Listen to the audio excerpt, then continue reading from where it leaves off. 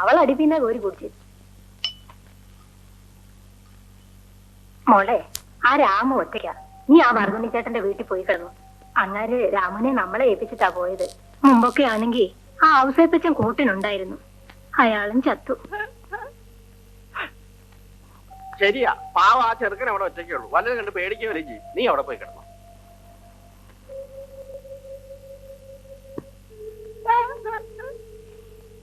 ഇന്ന് രാത്രി ഈ വീട്ടിൽ നമ്മൾ ഒറ്റയ്ക്കാടി. അതിന് നീ ഇപ്പോഴും സുന്ദരിയാടി. വയസ്സിന്റെ ഒരു ശൃംഗാരം. നീ എന്റെ കാര്യം. എന്റെ കർത്താവെ, എന്റെ കൊടവും പൊട്ടിച്ചല്ലോ. കർത്താവിന്റെ 5 തിരുമുറുകളാണ് എന്റെ ഫിലോമിനെ. ഈ കിടന്ന കിടപ്പിൽ നിന്നെ ഞാൻ സ്നേഹിക്കുന്നു.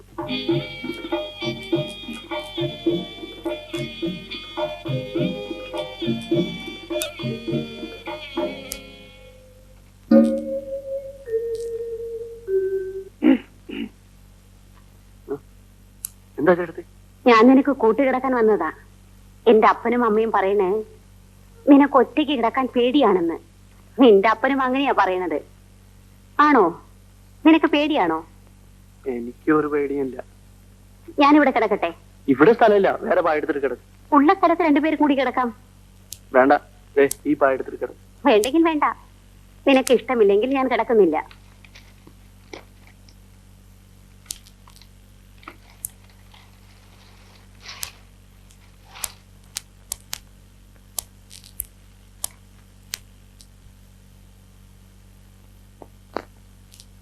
കിടന്നോ?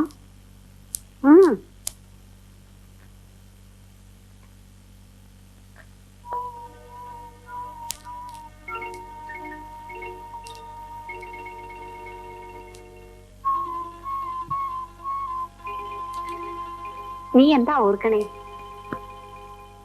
ഞാൻ അപ്പനെ കുറിച്ച് ഓർക്കുകയാണ്. ഈ പ്രായത്തിലെ, അതും രാത്രി നേരത്തിലെ ആരെങ്കിലും അപ്പനെ കുറിച്ച് ഓർക്കുമോ? പെണ്ണിനെ കുറിച്ചല്ലേ ഓർക്കേണ്ടത്. ദൈവത്തിന് നിനക്കത് പറയാതെ കേട്ടത്.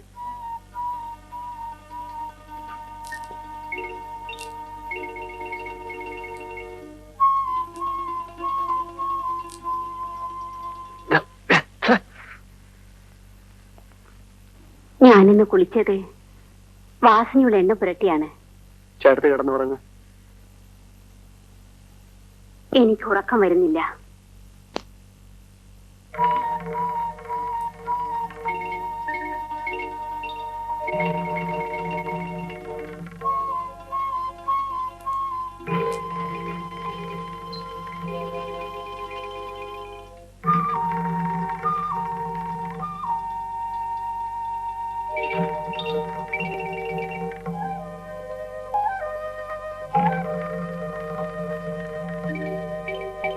രാമു,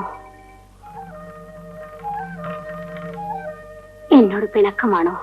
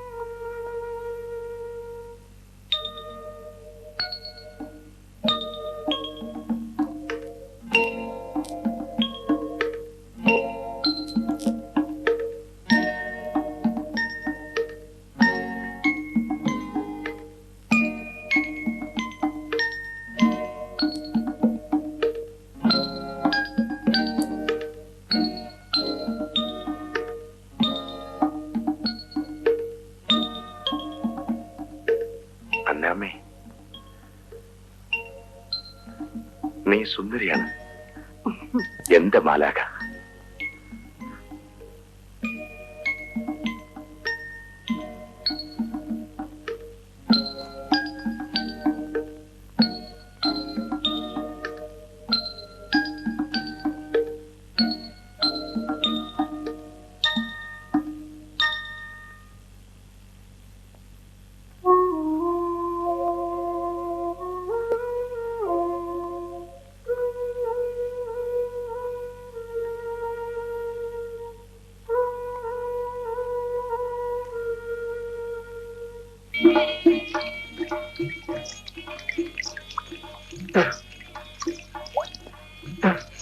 അന്നാമ്മേ, എത്ര നാളാ ഞാനിങ്ങനെ വല്ലോന്റെ ലോറി ഓടിച്ച് കഴിയുക.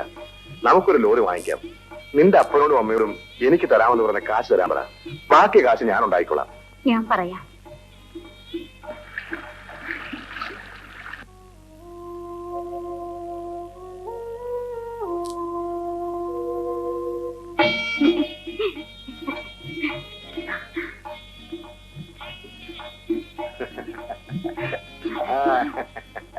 ഇന്ന് ഞാനും കൂടെ വരും. അയ്യോ വേണ്ട, പിന്നെ ആകട്ടെ.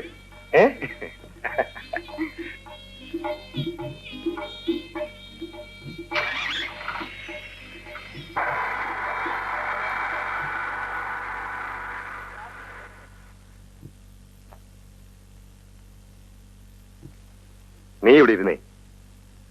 ഒരു ലോറി വിൽക്കാൻ വന്നിട്ടുണ്ട്. എന്റെ കൈ കുറച്ച് കാശുണ്ട്. നിന്റെ അപ്പനോടും അമ്മയോടും എനിക്ക് തരാമെന്ന് പറഞ്ഞ കാശ് തരാൻ പറ. ബാക്കി കാശ് നമുക്ക് പലിശയ്ക്ക് മേടിക്കാം. നിന്റെ അപ്പനോടും അമ്മയോടും നീ ഒന്ന് ചോദിച്ചു നോക്ക്. എനിക്ക് ഉടനെ കുറച്ച് കാശ് വേണമെന്ന് പറ.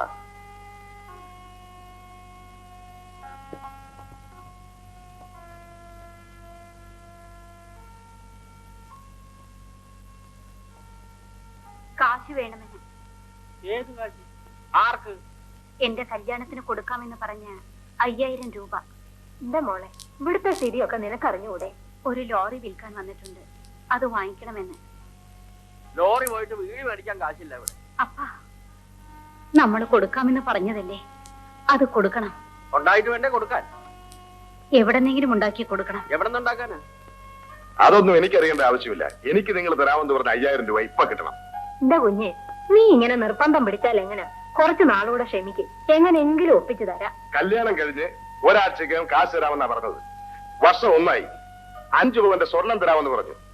കല്യാണത്തിന്റെ അന്ന് എവിടെ നിന്നൊക്കെയോ എരവ് വാങ്ങിച്ചിട്ടു. പിറ്റേന്ന് അതിന് ഉടമസ്ഥര് വന്നങ്ങ് അഴിച്ചുകൊണ്ട് പോവുകയും ചെയ്തു. അതൊക്കെ ഞാൻ ക്ഷമിച്ചു. സ്വർണം വേണ്ട, എനിക്ക് നിങ്ങൾ തരാമെന്ന് പറഞ്ഞ കാശ് കിട്ടണം. പണം തരാമെന്ന് പറഞ്ഞതേ ഈ ഇരിക്കുന്ന അപ്പനാ. കോരുതേ, പണം തരാന്ന് പറഞ്ഞ ഞാനാ സമ്മതിച്ചു. എന്റെ കയ്യിൽ ഉണ്ടായിട്ടോ എവിടെന്നെങ്കിലും കടം കിട്ടുമെന്ന് ഉദ്ദേശിച്ചിട്ടോ പറഞ്ഞതല്ല. പെര നിറഞ്ഞേക്കണ ഒരു പെണ്ണ്, അതിന്റെ കല്യാണം എങ്ങനെയെങ്കിലും നടന്നു പോട്ടെ എന്ന് ഉദ്ദേശിച്ച് പറഞ്ഞതാ. അപ്പോ നിങ്ങൾ എന്നെ കളിപ്പിക്കായിരുന്നല്ലേ? ഇപ്പൊ നിങ്ങൾ എന്ത് പറയുന്നു? നാളെ വൈകുന്നേരം എനിക്ക് പണം കിട്ടണം.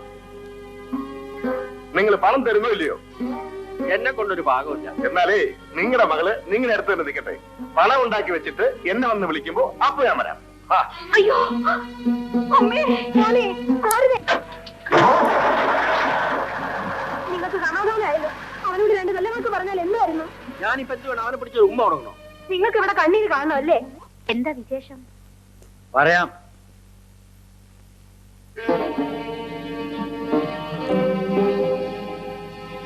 ഒരുതേ, നിനക്ക് ഇവളെ മനസ്സിലായോ?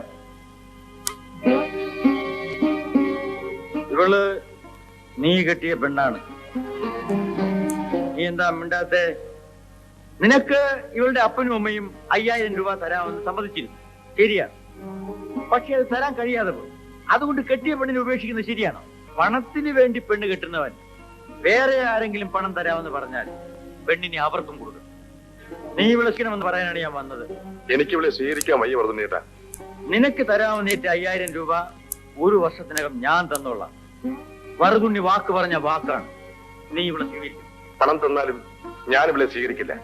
എങ്കിൽ ഈറ്റ വെട്ടി തടമിട്ട് ഈ കൈയുടെ രുചി നീ അറിയും. വർദ്ധനേട്ടാ, ഇവളെന്റെ ഭാര്യയാണ്, ശാരദ. ഇതെന്റെ കുഞ്ഞ്. എന്റെ എല്ലാ കാര്യങ്ങളും തുറന്നു പറഞ്ഞിട്ടാണ് ഞാനിവിടെ കല്യാണം കഴിയുന്നത്. ഒരു ക്രിസ്ത്യാനി എങ്ങനെയാടാ കെട്ടിയോള് ജീവിച്ചിരിക്കുമ്പോ മറ്റൊരുത്തിയെ കെട്ടാ? പള്ളിയിൽ വെച്ചല്ല ഈ വിവാഹം നടന്നത്. നാട്ടുകാരെ ചിലരെ വിളിച്ചുകൂട്ടി ഞാനിവരുടെ കഴുത്തിൽ മാലയിട്ടു. ഞാനിപ്പോ ക്രിസ്ത്യാനിയല്ല. ഇവളെ കാണുമ്പോ എനിക്ക് വേദന തോന്നുന്നു. ഇപ്പൊ എനിക്കൊന്നും ചെയ്യാൻ കഴിയില്ല. ഞാനിന്ന് ഈ നിലയിലായത് ശാരദ കാരണമാണ്. എനിക്ക് എന്റെ ജീവിതമാണ് വലുത്. നിന്നെ തല്ലേണ്ടതാണ്. എനിക്കത് കഴിയാഞ്ഞിട്ടല്ല, പക്ഷെ ഞാനത് ചെയ്യുന്നില്ല. നിന്നെ തല്ലുന്നതിൽ ഭേദം പട്ടിയെ തല്ലുന്നതാണ്. കുഞ്ഞെ, നിന്റെ പണം കണ്ടിട്ടാണ് ഇവൻ നിന്നെ കെട്ടിയത്. മറ്റാരെങ്കിലും കൂടുതൽ പണം കൊടുക്കാമെന്ന് പറഞ്ഞാൽ ഇവൻ അവളുടെ പുറകെ പോവും. നീ ഇവനെ സൂക്ഷിച്ചു. നീ എന്തിനാണ് ഈ കരയുന്നത്? ഇവന്റെ കൂടെ ജീവിക്കാൻ കഴിയുന്നില്ലല്ലോ എന്ന് ഓർത്ത് നീ കരയരുത്. ഇവന്റെ കൂടെ കുറെ നാൾ ജീവിച്ചു പോയല്ലോ എന്ന് ഓർത്ത് വേണം നീ കരയാൻ. ഇങ്ങനെ ഒരു കെട്ടിയവൻ നിനക്കില്ലാതിരിക്കുന്നതാണ് ഭേദം. ഇവൻ നിന്നെ വേണ്ടാന്ന് പറയുന്നതിന് മുൻപേ നീ ഇവനെ വേണ്ടാന്ന് പറയണമായിരുന്നു. പാപ്പ